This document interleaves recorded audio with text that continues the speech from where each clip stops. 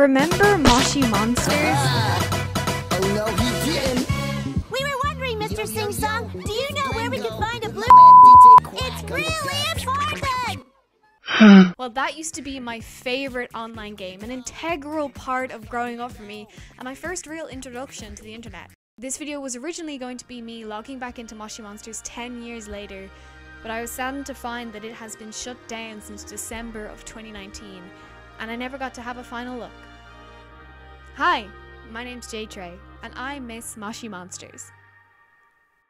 Also, Dream can suck my dick. Look at these statistics. Look at them. Look at that ratio right there. Subscribe. Do it. Something you have to know about me is that I am the youngest of 3 kids by about 10 years. My parents had already almost completely raised 2 kids by the time I was born, so they didn't really care anymore. This meant unlimited and unmonitored access to the internet. I'm not trying to say that my parents neglected me or anything like that. I probably got more attention than both of my brothers combined, but they weren't too bothered to watch over my shoulder every second of every day. I visited almost every kids game site. Club Penguin, Star Doll, Movie Star Planet, Bin Weevils, and of course, Moshi Monsters. Let's cut right to the chase. I was a little shit online. I would go into party lobbies on Star Doll and just spam the word fuck until I was eventually muted. Then, once I was unmuted, I would tell everyone I was 16 when in reality, I was 8. Same thing with the likes of Club Penguin. Log in, say as many curse words as possible until I got banned, leave. Yeah, I pretty much just liked to piss people off. I was a weird kid. Moshi Monsters, however, was different. I never wanted to get muted or banned. I was never bored enough. The game takes place in Monstro City, a place where monsters live together in harmony. You get to design your very own Moshi to look after and have fun. At the very start, you have a choice between Lovely, Furry, Diavolo, Katsuma, Poppet, and Zomer. To this day, I still remember my name on Moshi Monsters. It was PopoXD12343321. I named my monster Moshi Max after my primary school crush, and I made him yellow with blue hands and feet. I loved him. The game itself was bare bones basic. The main tasks were to keep your monster's health and happiness up, and to level up in the game.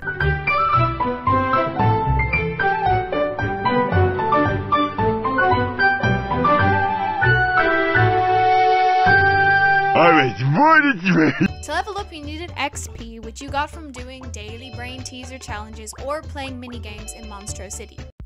For every new level you reached, you got a trophy to place in your monster's room and access to more food from the grocery store, clothes, and new decorations. I wasn't a big fan of the daily puzzles, so I usually just played the minigames. I only want to talk about one minigame, the only one I care about. The ice cream game. Hallelujah, hallelujah, hallelujah, hallelujah, hallelujah. The goal was to complete people's orders before they got pissed and left. For every order you got correct and on time, you gained game currency called rocks. It was what I considered to be my very first working experience. They're all so impatient. There are 5 of you and only 1 of me. I'm going as fast as I can. I'm sorry if I give you the wrong topic. I didn't mean to, please.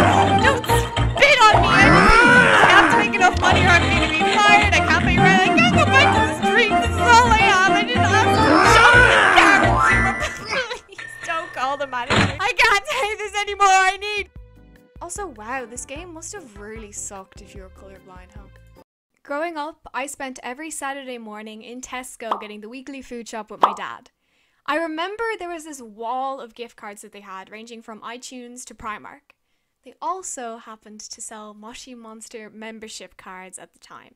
You could get 6 months, 3 months, or 1 month, and I remember I begged my dad to let me get one. Membership for me was really where the game shone. It was so much easier to level up, and you had access to all of the exclusive member-only content. new foods that would increase your monster's health and happiness more, new clothes, and exclusive home modifications and decorations. I made my Moshi's home 2 stories during my membership, and it felt so cool. My friends would come around to visit and I had 2 rooms to decorate. It was great. Moshi members also had access to one-time only events that other players didn't, and had the option to become a thing called Super Moshis. Becoming a Super Moshi was a new way to spend time in the game. There would be a new mission every once in a while, and you would perform tasks to save the city from the evil Dr. Strange gloves. Becoming a Moshi member also meant that you could collect all of the moshlings that you wanted to.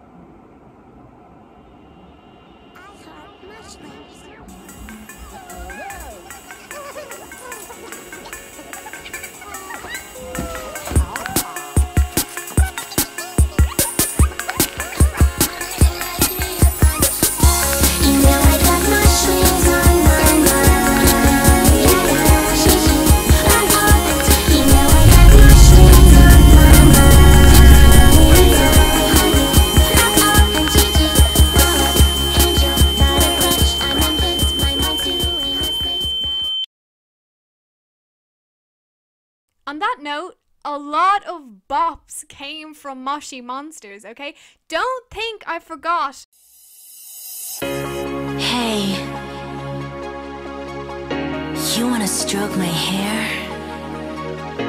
It's okay, it's just me, Zack Binspin. Lingo the fun. Not to mention Queen Lady Goo Goo.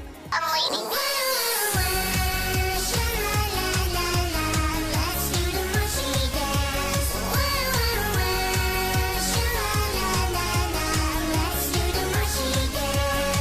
I was in 2nd class when I played the game, and I made all of my real-life best friends add me as a friend on there.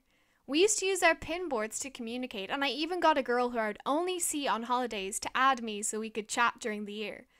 I remember I would go on calls and try to time it just right so that we could meet and see each other on Main Street. It never worked, of course, but that did not stop us. Look, I know I shouldn't be so nostalgic for an online game about monsters, but I don't know why, it's so much more than that to me. It is a time capsule. Looking back on all of those videos of people playing Moshi Monsters calms me more than anything, because it lets me jump back into a time where everything was easier. No pandemic for one, no exams, no friend problems. I was in primary school then, and my biggest worry was getting in trouble with the teacher. I had plenty of friends, I was happy. I can't help but think of the person I used to be when I played that game. I still think of all those old friends of mine that added me on Moshi Monsters. I'm different now, and they are too. And we ended up growing apart. We had separate experiences, and that's just part of life. I stopped going with my dad on a Saturday morning to do the shopping. I stopped messing with people online. My brother moved out, I started secondary school, I made new friends, I grew up. I never got to log back into PopOXD 123432 one more time. I never got one last chance to look around, play the ice cream game, to see my 2-story house, or to look at my old pinboard messages. I didn't even notice it was all gone until it was too late, and I could never go back. That's the thing. You don't get another chance to experience things in life. It's just that once, and whoosh, it's gone. That's just the way it goes, isn't it? Things pass you by, and you don't even realize until they're gone.